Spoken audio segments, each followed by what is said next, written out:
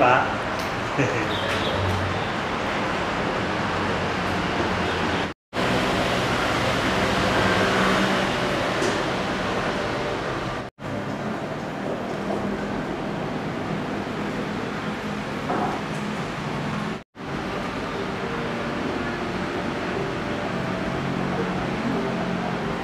Masih proses pemeriksaan dulu, Pak. Jadi perlu dipahami Bapak-Bapak, tun akan melewati proses pemeriksaan persiapan gitu.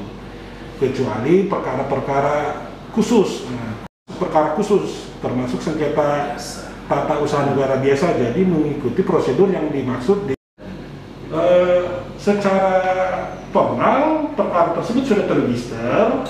Nah, sengketa tun biasa, maka harus melewati proses pemeriksaan persiapan. Pak, ini kan berkaitan dengan Pak Gubernur Deddy Mulyadi yang notabene antusiasme warga. Pak, nanti apakah Petun akan melakukan apa? Itu sebenarnya bisa diakses.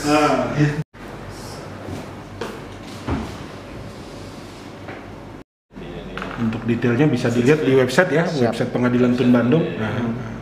Untuk keterbukaan informasi, silakan membuka website. Tapi kalau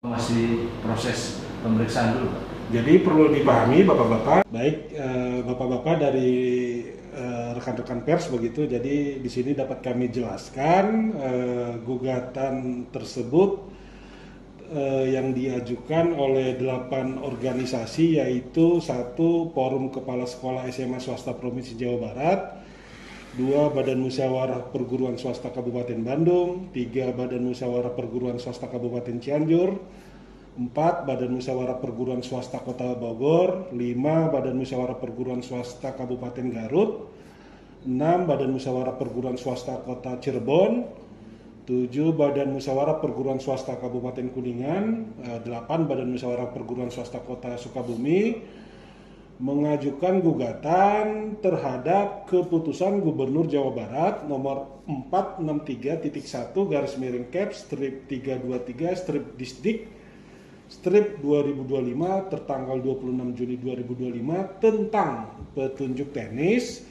pencegahan anak putus sekolah ke jenjang pendidikan menengah di Provinsi Jawa Barat beserta aturan turunannya baik yang telah terbit maupun yang akan diterbitkan. Jadi Bapak-Bapak, gugatan ini terregistrasi dalam perkara nomor 121/G/2025 Petun Gugatannya ini diajukan tertanggal 31 Juli 2025 dan oleh Ketua Pengadilan telah ditetapkan majelisnya yang akan memeriksa perkara tersebut, dan majelis hakim yang ditugaskan untuk mengadili perkara tersebut telah menetapkan jadwal persidangan. Jadwal persidangannya akan diadakan besok tanggal 7 Agustus 2025 pukul 10 WIB dengan agenda pemeriksaan persiapan pertama.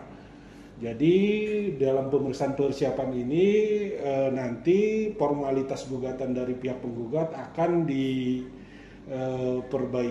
akan dimatangkan oleh majelis hakim, baru kemudian majelis hakim juga biasanya akan meminta informasi atau data-data terkait dengan adanya objek sengketa ini. Jadi pemeriksaan persiapan ini semacam tahap untuk memastikan formalitas dari gugatan ini apakah sudah terpenuhi sebagaimana maksud ketentuan Undang-Undang Peradilan Tun begitu. Jadi intinya seperti itu.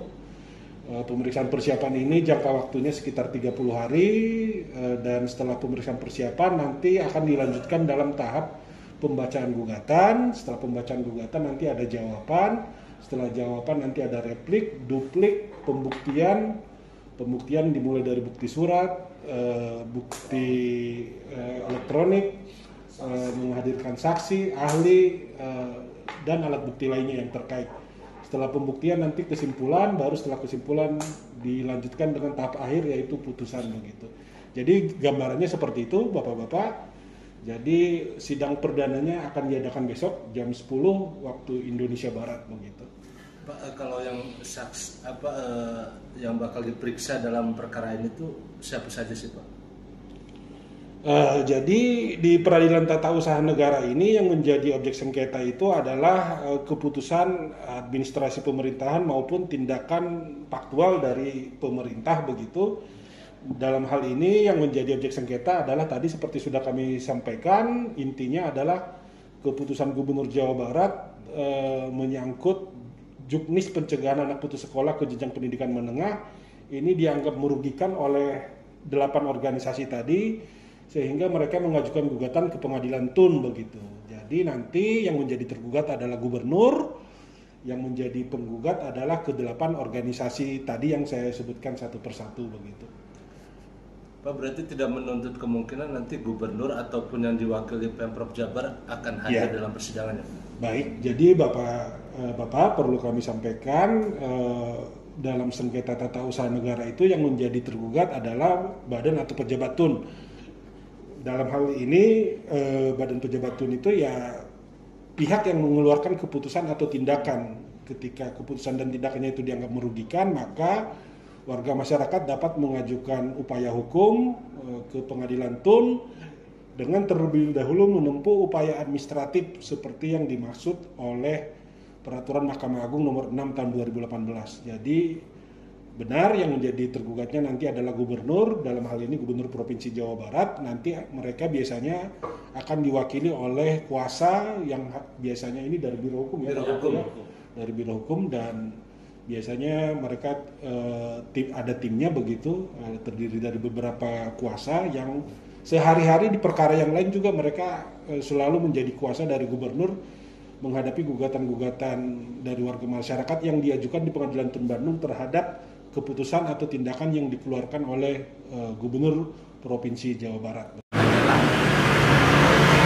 Terbaik dari misal ruangan terlalu padat.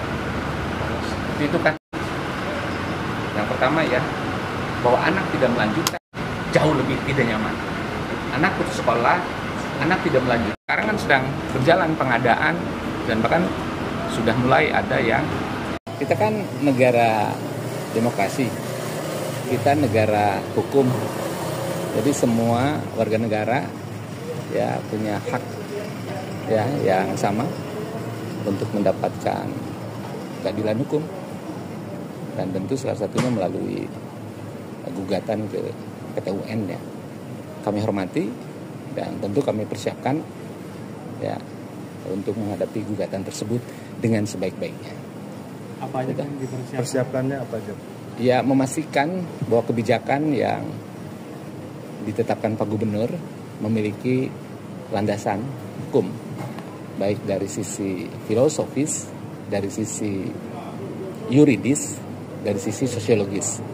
Dan insya Allah kami yakinkan akuntabel.